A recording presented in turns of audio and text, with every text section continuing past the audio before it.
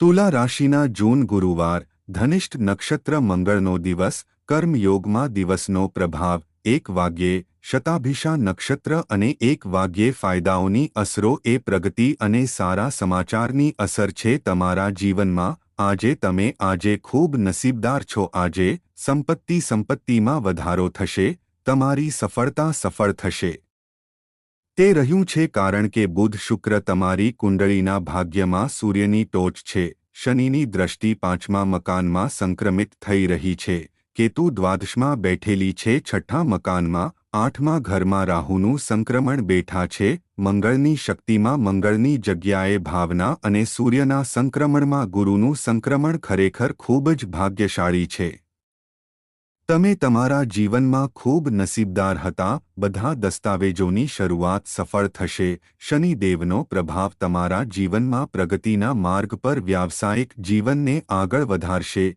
જ્યારે કામના વિસ્તરણને રાહુના પ્રભાવ દ્વારા જોવામાં આવશે સંપત્તિ ડાંગર સાથેનું તમારું જીવનના ઘણા ક્ષેત્રોમાં વિશ્વાસ વધારશે તમે સફળ થશો નહીં તમને ઘણી સફળતા મળશે રાવણના નામાંકિત કર દરમિયાન શ્રી ગણેશ કોઈ શુભકામના ન હોવા જોઈએ તમે તુલા રાશિના ભાગ્યને બદલી રહ્યા છો તમને જીવનની ખુશી પણ મળશે અચાનક તમારા જીવનમાં પ્રગતિ અને ખુશી થશે કારણ કે શતાભિષા નક્ષત્રમાં એક ફાયદો છે અને મંગળ ધનિષ્ઠ નક્ષત્ર એ દિવસને પ્રોત્સાહક બનાવશે હું વૃદ્ધિ કરીશ અને કુટુંબનો ટેકો મેળવીશ આજે તમે આગળ વધશો અને જીવનમાં ઘણા પ્રકારના ખુશીનો આનંદ માણશો પછી તુલા રાશિ ચાલો આપણે જાણીએ કે વિગતવાર આજની તુલા રાશિ ભારત જય શ્રી રામ જય હનુમાન શ્રી હનુમંત મીઠાની કટોકટીથી સુરક્ષિત ઓ મહાવીર હનુમાન સંકટ મોચન કૃપાનિધાન જય હનુમાન એક પ્રેમ પ્રતીક હતો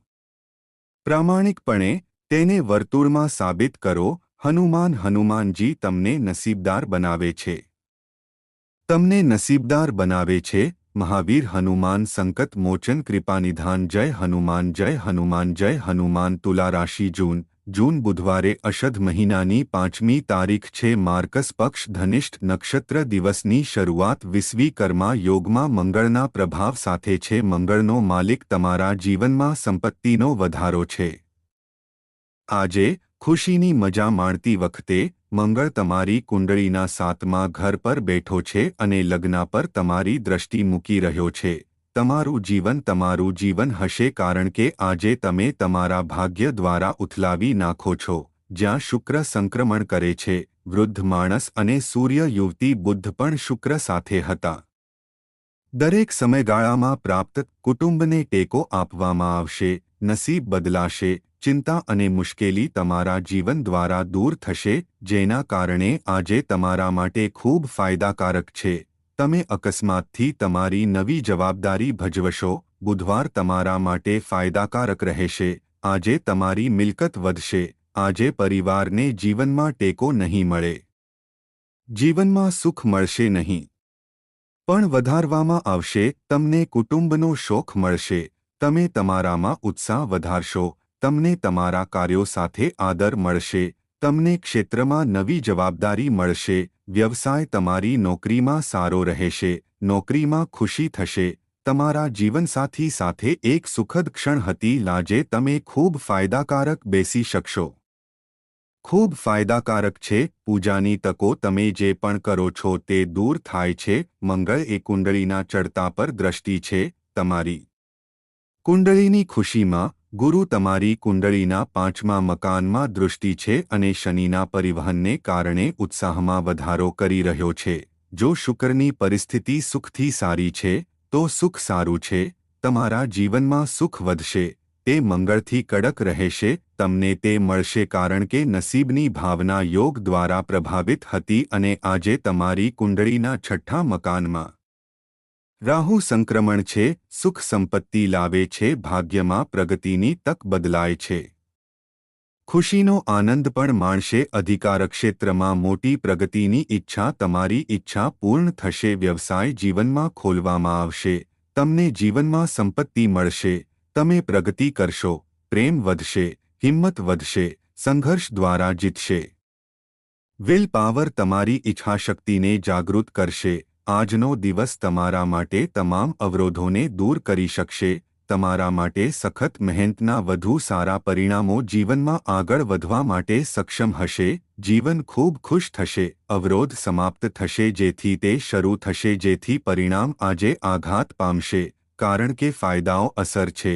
જો તમે કંઈક મોટું વિચાર્યું હોય તો ચાલો માનીએ કે તમારું કાર્ય સફળ થશે. કેતુની અસર કેતુની અસર થશે. દ્વાદશમાં ગુરુની અસર બુદ્ધ તમારા દુઃખને સમાપ્ત કરશે અને વ્યવસાયમાં પૈસા આપશે. તો પછી તમને શુક્રના પ્રભાવ સાથે સંબંધ મળશે. નસીબદાર તમને તમારા જીવનમાં કેટલાક સારા સમાચાર મળશે. આજે જીવનમાં પ્રગતિનો સરવાળો છે. કર્મયોગ બનાવવાનો અર્થ એ છે કે તમને જીવનમાં ખુશી મળશે. શુક્ર બુધ નોર્મન ફિફ્થ યોગાને શનિ સાથે બનાવતા તમે ભાગ્યને આગળ વધારશો. ચંદ્ર સાથે હોશિયાર પ્રયોગ કરવો અને પતિ સાથે હોશિયાર પ્રયોગ કરવો વધુ સારું રહેશે. અને મંગળની સંપત્તિમાં તમે ગુરુને પરિવહન કરવા માટે ભાગ્યશાળી બનશો અને મંગળની શક્તિ પર સૂર્યને સંક્રમિત કરવાથી તમારા દુશ્મનને જીતશે. આજે વિદ્યાર્થી માટે વધુ સારો દિવસ છે. જેઓ બેરોજગાર છે તેઓ રોજગારની દિશામાં નસીબ મેળવશે અને તમારા સપના સાકાર થશે અને તમારા જીવનમાં ખુશી પણ વધશે. જો તમારી પાસે પશ્ચિમ દિશા તરફ ભાગ્ય છે તો પછી પશ્ચિમ દિશાથી દિવસની શરૂઆત કરો. આખો દિવસ ઉત્તર દિશાથી આરામ ન કરો. બ્રહ્મોસ 4 વાગ્યે અને 2 વાગ્યે અમૃતના 21 મિનિટ માટે ખૂબ ફાયદાકારક રહેશે. સમયગાળા દરમિયાન શ્રી ગણેશ રાહુ સમયગાળા દરમિયાન કોઈ શુભ કાર્યથી ન થવું જોઈએ. તમારું ભાગ્ય પશ્ચિમ દિશામાંથી ઉદય અને સફળતા બની રહ્યું છે. તમે ખૂબ નસીબદાર છો. તમારા જીવનમાં ખુશ સંપત્તિમાં વધારો થશે. પ્રગતિ તમારા જીવનમાં પ્રગતિ કરશે.